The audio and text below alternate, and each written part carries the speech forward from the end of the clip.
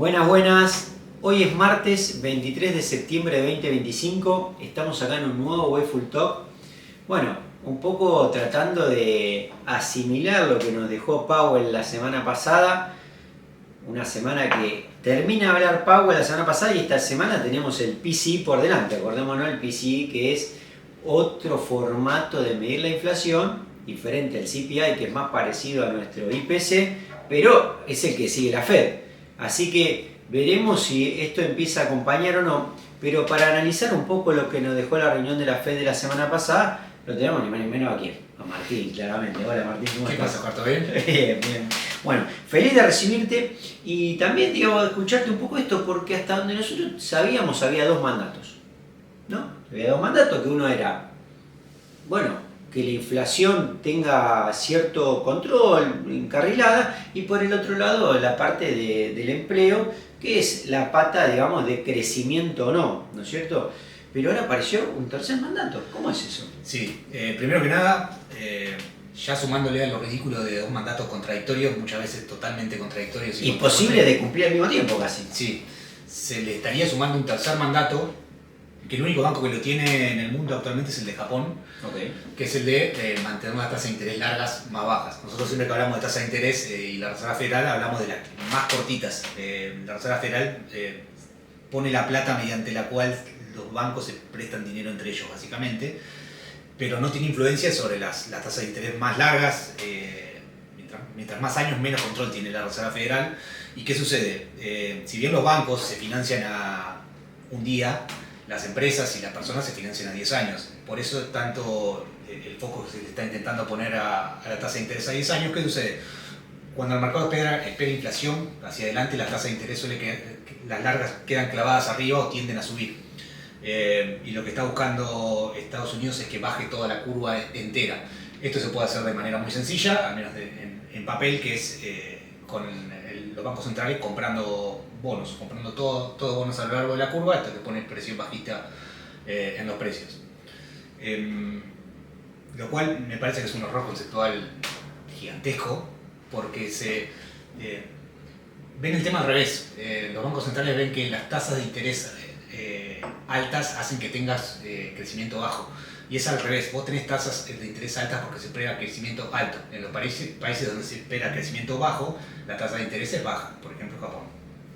Bueno, pero Japón estaba teniendo este tema porque Japón quería recolocar su deuda y justamente los bonos que menos, digamos, demanda tenían eran los bonos largos. Sí, el mercado ya en un momento le empezó a decir ya no quiero más bonos a 30 años porque probablemente dentro de 30 años esto sea un cráter humeante. Así que se le empezaron a correr todos y te empiezan a pedir bonos mucho más cortitos. Hoy en día Estados Unidos se está financiando así, con la parte más corta de la curva. Si vos ves el vencimiento de Estados Unidos, es una pelota concentrada en los plazos cortos y a medida que te vas alejando reduce muchísimo. Claro, es lo que veíamos al principio, ¿no? Siempre que decíamos cómo se resuelve este enigma de que casi un tercio de toda esa deuda vencía este año. Lo ideal, lo que Estados Unidos quiere y lo que desearía con toda su alma es que le refinancien a muchos años, pero el mercado no te lo está diciendo y ahora además está buscando lo contrario, está buscando que las tasas bajen. Así que, no sé, se financiará perpetuamente en los tramos más cortos como Argentina. Yo estaba pensando porque esto de alguna manera lo empezó a armar un poco Janet Yellen, ¿no? Que hacía ese swap con bonos cortos. Sí, había aflojado mucho durante la época de Biden y se volvió sobre todo en el último año de la administración Biden, que ya el mercado le empezó a repudiar la deuda más larga, no le quedó más alternativa que volver a los tramos cortos y ahí estamos ahora muy concentrados en los tramos cortos. Bueno, esto, digamos, me parece que es todo un tema porque justamente estos recortes de tasa no alcanzan, digamos, para paliar ese enorme, por eso terminan siendo gasto público. No, porque la idea cuando vos recortás la tasa, más cuando Estados Unidos tiene concentrado tanto en los tramos más cortos, vos te vas a financiar efectivamente a tasa más baja, pero lo que quiere Estados Unidos es que toda esa pelota se corra. Vos cuando bajás la tasa corta, desincentivás a todo ese dinero que está en corto plazo que se ponga a buscar plazos un poco más largos.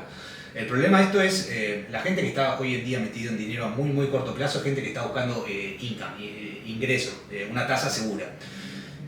Cuando vos te empiezan a bajar la tasa de corto, lo primero que decís, bueno, me voy y me corro 1 o 2 años. Pero esto mismo el mercado ya lo vio hace mucho, se está esperando que bajen las tasas, entonces si vos ves la curva de Estados Unidos, ves que hace así, pega un una bajada muy grande porque hay muchos inversores que ya se corrieron y están en la parte de 2 años y recién ahí te empieza a despegar. Así que como que el dinero no está teniendo un lugar a donde ir.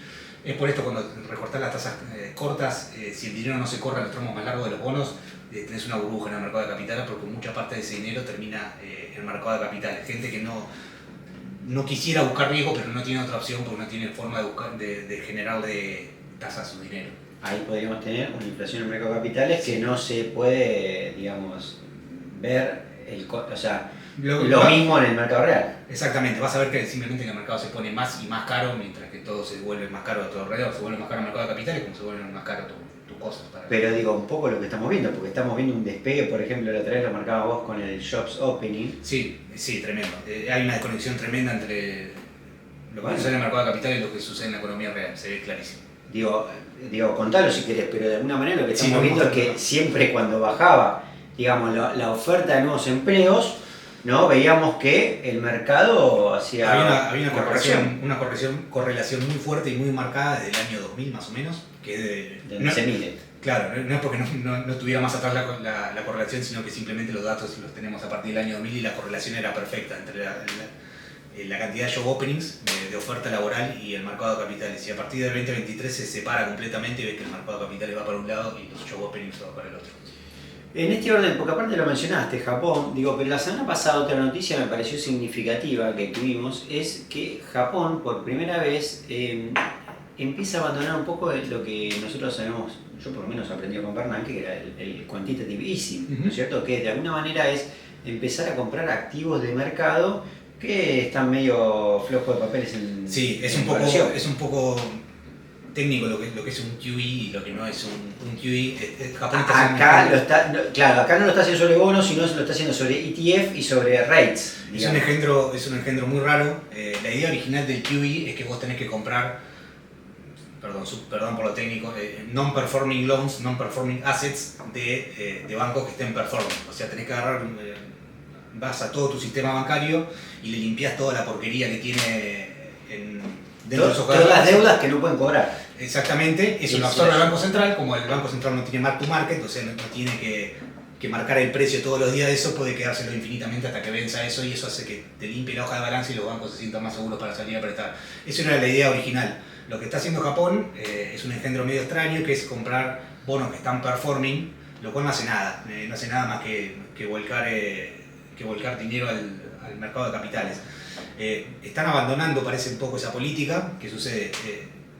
Este tercer mandato que quiere implementar la Fed es lo que hizo Japón desde el año 90, y efectivamente lo consiguieron.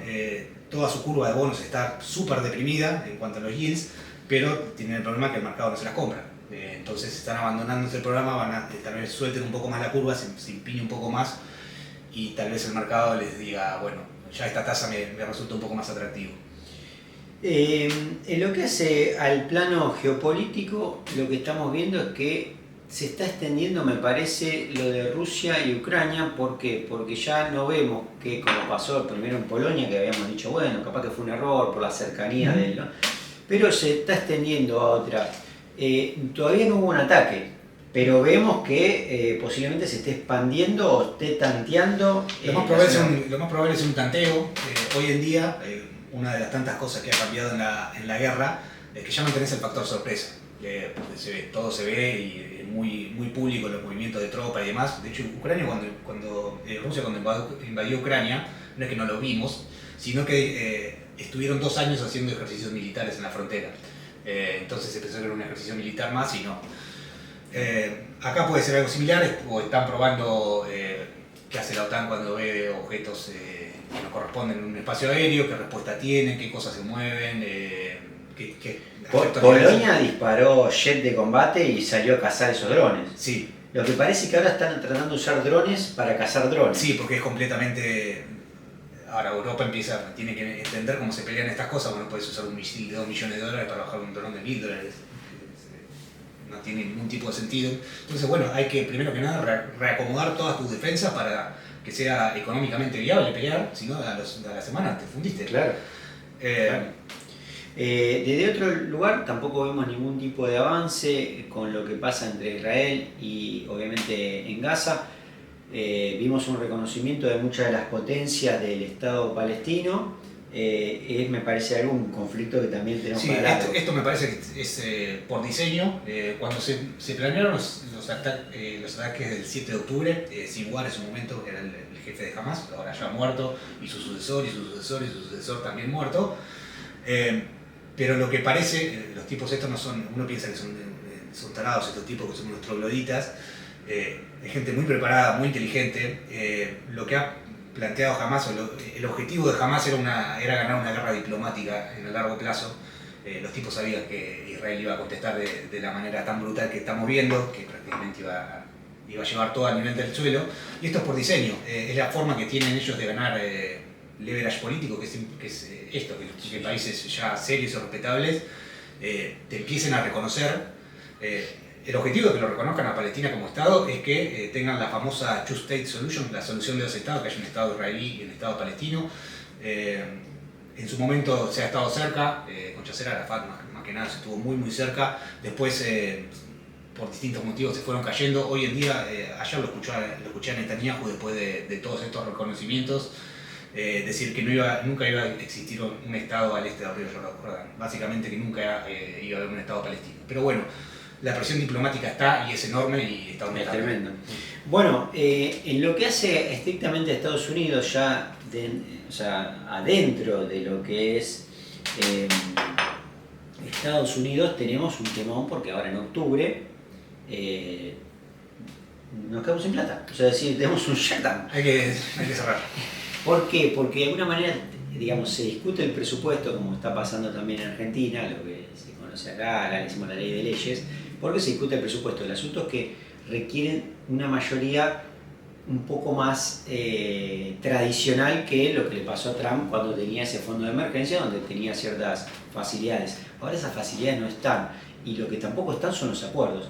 ¿Qué pasa si no llegan a un acuerdo? Si un shutdown del gobierno, lo que sucede básicamente es que el gobierno federal cierra, quedan todas las partidas congeladas, puede funcionar durante un tiempito. Se usan para financiar algo que se llama el Treasury General Account, una cuenta que tiene el Tesoro mediante la cual recauda impuestos, y pueden ir tirando un par de días con eso, si no, a los 2 o 3 días se dejan de cobrar los sueldos estatales, todo lo que sea servicios, no sé, lo que gasta el Pentágono en defensa, todo eso se corta, todo lo que sea gasto del Estado se corta automáticamente. O sea, nosotros lo vimos, yo me acuerdo con Obama. Y funciona realmente, no es que suceda claro, realmente en la realidad. Digo, que, cierra. Sí, cierra realmente. Cierra realmente. Estado, sí. Me parece como fantástico. Suele suceder todos los años, o casi todos los años diría, que durante un par de días el gobierno queda pedaleando, generalmente alcanzan a cubrir con la cuenta esta del Tesoro, pero ha habido días que no, realmente ha habido, si mal no recuerdo, en la primera presidencia de Trump tuvimos como una semana con el Estado cerrado. Yo lo único que digo es que no se cierra el Estado en el momento que, digamos, se organicen los fondos para Argentina, porque lo que nos hemos enterado, digamos, recientemente, el viernes a la mañana, que pasamos de el infierno al cielo en Argentina con el anuncio de Bessent diciendo whatever it takes, estamos dispuestos a hacer cualquier cosa que sea necesario para asistir a Argentina. Sí, hace mucho no hablamos de Argentina, creo que la primera. No, debe ser la segunda vez, sí. Alguna vez de IPF. Me tengo primero que nada, yo en la parte doméstica no me meto, la gente que nos escucha probablemente sepa mucho más que yo respecto a lo que está sucediendo en Argentina. Y yo hago la salvedad que el tema lo pusimos por Scott Bessent, ¿no es cierto? Que ahora, a partir de ahora, es mi ídolo. Vos usaste el término whatever it takes, que lo usó él mismo, y esto no es una palabra que usó descuidadamente. En su momento, cuando Mario Draghi estaba luchando por el euro, ya por el año 2011, tuvo la crisis grande del euro. Lo que salvó el euro en su momento fue que Mario Draghi se paró de una conferencia de prensa y dijo: vamos a hacer whatever it takes dentro de nuestro mandato, fue la palabra que dijo, whatever it takes dentro de nuestro mandato para salvar al euro. Y simplemente mostrar tanta voluntad fue suficiente para hacer rebotar al euro y nunca terminaron teniendo un problema. Bessent usó la palabra whatever it takes y también dentro de nuestro mandato. Parecía que lo había leído. Que lo había copiado directamente. Entonces, ¿qué puede hacer el Tesoro de los Estados Unidos para ayudar a Argentina? La verdad que la cantidad de cosas que puede hacer es enorme. Pero el asunto es que puede hacer algunas que no requiere del Congreso argentino, sí. Porque si esperamos algo del Congreso argentino, está terminado el gobierno. Acá hay un par de opciones que no. Todo lo que sea tomar deuda, eso no, porque va a tener que pasar por el Congreso argentino. Yo estuve viendo el último, el Tesoro de los Estados Unidos tiene una caja separada, que es este Exchange Stabilization Fund, que lo usa pocas veces. Yo estuve viendo, lo usa básicamente para darle plata discrecionalmente a sus amigos. ¿Quiénes son los amigos? ¿A quién le ha dado dinero desde esta caja a Estados Unidos? A Israel y Ucrania, en el tiempo reciente. Más atrás en el tiempo, y un caso bien parecido a Argentina, es lo que sucedió en México en el año 1994, cuando tuvieron el efecto tequila. Ahí lo que se hizo fue, primero que nada, Estados Unidos intentó darle, fíjense lo importante políticamente de todo esto, el objetivo de todo esto era que México no quebrara y que tuviera un narcoestado al lado, una anarquía inundándolos de inmigrantes y demás. Entonces dijeron, vamos a rescatar a estos tipos como sea. Primero Clinton intentó ir al Congreso, no quería ir hasta este ESF, quiso ir al Congreso, el Congreso le dijo que no. Le estaba pidiendo en su momento 25 billions del año 94, que es mucho más dinero que ahora. El Congreso le dijo que no. Entonces Estados Unidos, viendo su amplísima caja de herramientas, dijo, bueno, ¿de qué caja de todas estas que tengo puedo sacar? Podría haber elegido otra, tranquilamente eligió esta caja que se usa en teoría específicamente para intervenir en mercados de monedas. Te doy su nombre, Exchange Stabilization Fund.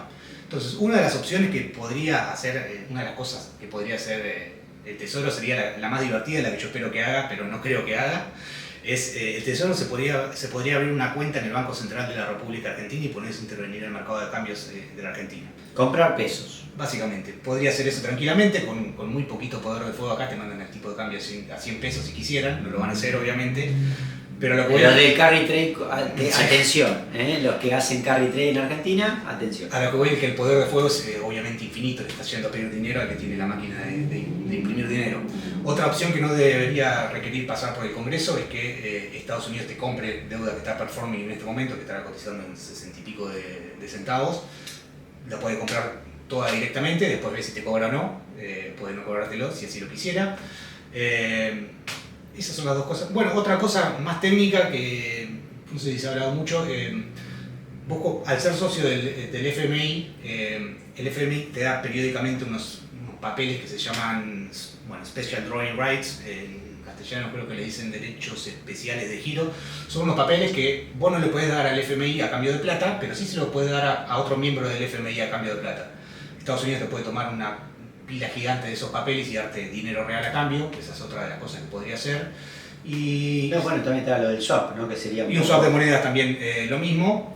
Ahora que Argentina no está imprimiendo dinero, resulta más atractivo. Los chinos te lo hacían sin demasiado sentido porque vos le dabas pesos y se le escurrían entre los dedos. Si el peso performea un poco mejor, incluso puede ser una operación que dé ganancia el Tesoro norteamericano. En el año 1994, mirá qué curioso, Clinton lo hace a dedo porque lo puede hacer a dedo, hace que este fondo le dé el dinero a México, y solamente con el anuncio de darle el dinero fue suficiente para terminar con la crisis. México no gastó $1 de todo eso que le dio Estados Unidos y se lo devolvió con intereses. Bueno, acá no terminó la crisis, pero por lo menos frenó, digamos, venía una inercia tremenda, digo, por lo menos acá la frenó la inercia. Por una cuestión de expectativa sí, y bueno, acá en Argentina es otro caso aparte, tenés el campo. Argentina, siempre que se habla de la máquina de dólares, Argentina tiene una máquina de dólares enterrada en el suelo que es el campo.